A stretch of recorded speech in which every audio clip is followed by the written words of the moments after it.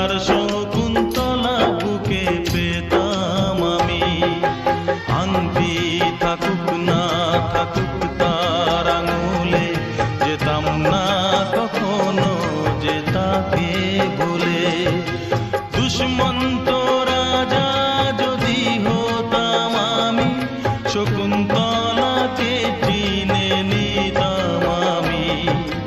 আংটি থাকুক না থাকুক তার আঙুলে, যেতাম না কখনো যে তাকে ভুলে।